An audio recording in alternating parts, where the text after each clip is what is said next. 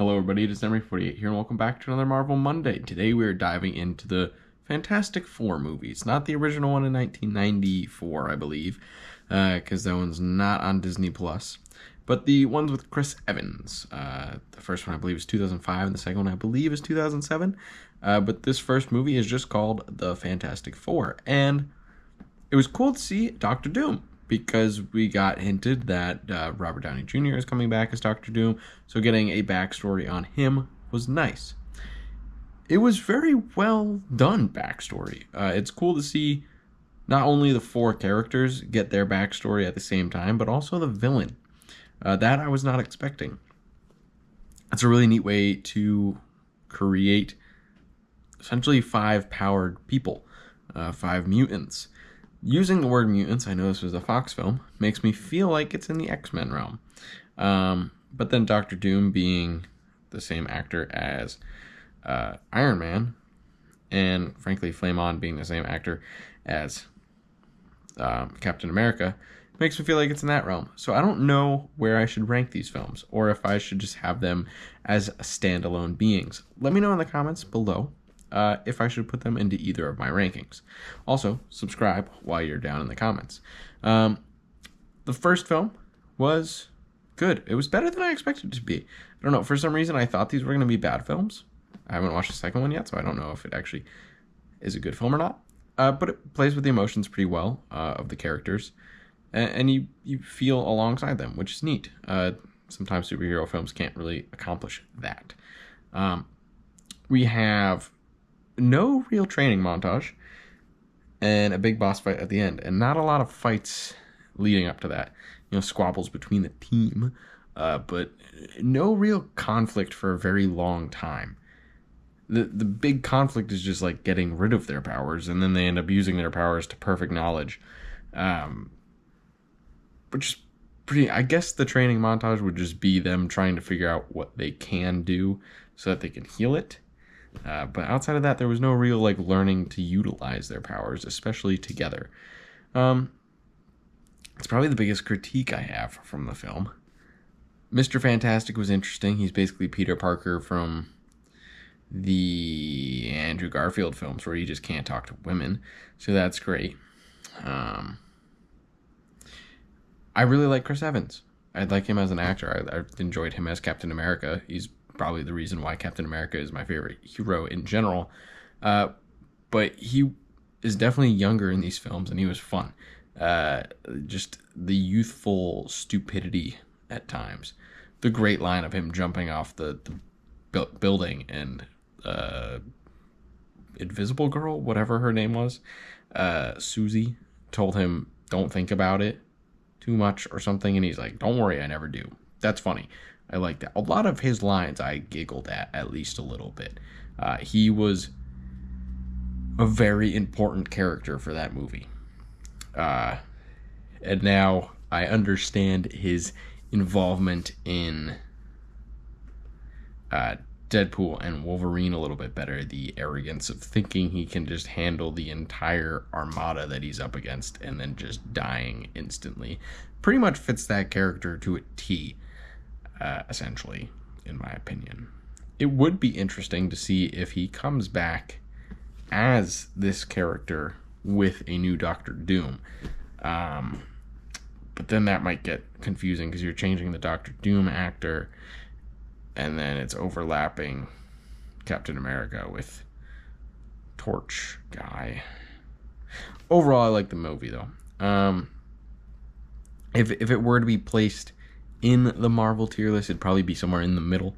I think it was a pretty good origin story. Definitely better than Wolverine Origins. That's not hard to argue. It's probably around the place of the Captain America origin story, honestly. You get some good comedy, you get the romance. Not a lot of action, but I thought they did the Thing's action better than a lot of Hulk action.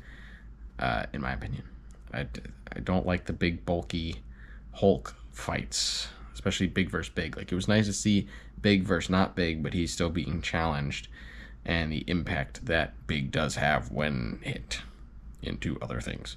That was cool. The bridge scene was also very well done. There was a lot of scenes that I was impressed with how well action looked for an early 2000s film, because sometimes that doesn't come across as well from that era, especially when you compare it to what I've been watching as of late, which is just the more modern stuff. That the CGI is just much improved. There were times where the CGI looked a little clunky, but I thought overall the movie held up pretty well for being 20 years old, and that's impressive in itself when you take into effect just the After Effects and just comedy level. So yeah, overall good film. And the other Fantastic Four movie, The Rise of the Silver Surfer. A slow start to the movie. I still really like Chris Evans.